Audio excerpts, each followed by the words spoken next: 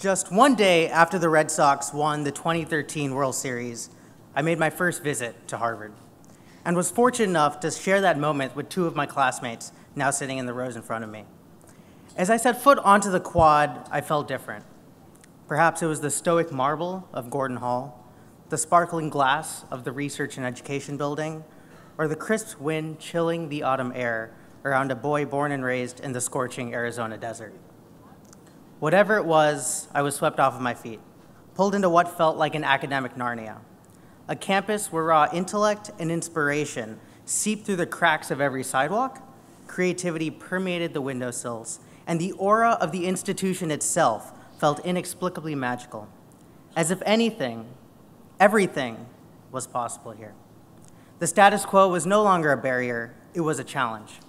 Here we were defining the national debate on healthcare policy, leading the charge in cancer immunotherapy, designing infrastructure to fight infectious disease in the most remote areas of the world, and pioneering the quest to edit the human genome.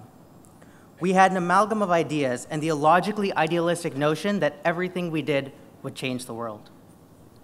We were the lucky ones. Never had the words of the late Steve Jobs rung truer in my mind. The ones who are crazy enough to think that they can change the world are the ones that do. 4 years later, it's an honor to be standing here today among esteemed professors, loving families, and the class of 2018, and an enormous honor to be speaking on its behalf. I'd like to thank our families, partners, and friends for their unwavering encouragement and support. There can be no argument that you instilled in us a virtue to carve new paths, steered us in the right direction when we had to make tough decisions under uncertainty, and offered both of your hands to us when we were down. Thank you to our faculty for inspiring us to continue our pursuit of education beyond the walls of this institution, exemplifying our school's mission to treat patients with both science and compassion, and bending over backwards to help each of us pursue our goals and make it onto this field today. As our class parts ways to every corner of the country next month, I'd like to share a few moments that have brought us together over the past 4 years. The 34 of us at HSDM started at the medical school in 2014 as the last guard of the old curriculum. The last class at HSDM to spend 2 full years experiencing Harvard Medical School to the fullest and belittling a flipped classroom we would never know.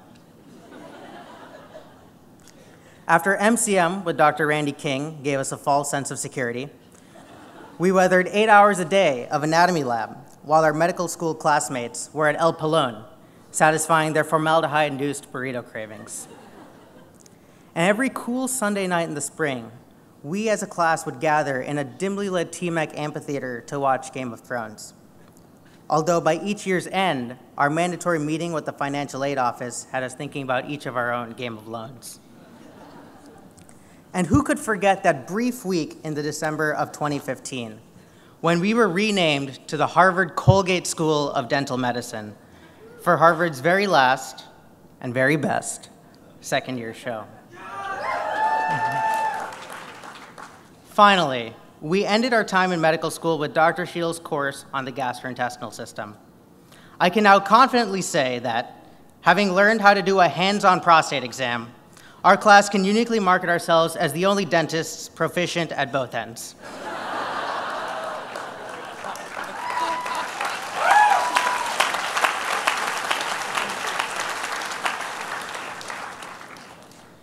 By third year, we had reached a critical juncture in our training. Seeing our very own patients with a high-speed drill in between our inexperienced palms felt like drinking from a fire hose.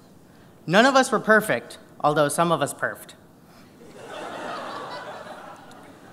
But over the next 2 years, thanks to our persistence, camaraderie, and remote Axiom access, we not only learned how to see, hear, and care for patients ourselves, but also draw upon our newfound knowledge and experience to change the practice and delivery of dental medicine. Our class grew dental education and infrastructure in Rwanda, analyzed the intersection of oral health and HIV in South Africa, designed financial models to help Medicaid patients access dental care in clinics rather than the emergency room, and built software to educate thousands of patients across the globe at the push of a button. As Harvard graduates, we have the fortune of having a limelight shining on our shoulders wherever we go, and an important responsibility that comes with that illumination. We can, and already have, carved a future of dental medicine in ways that have eluded our predecessors. So while today is an occasion for celebration, we shouldn't simply rest on our laurels. We've made great strides as students. Let's make leaps as doctors. People say that you become the average of those you spend time with most. And after spending hundreds of thousands of dollars literally putting my money where my mouth is, I couldn't imagine a better group of people to mold me into who I am today. Congratulations, class of 2018. I'll miss you.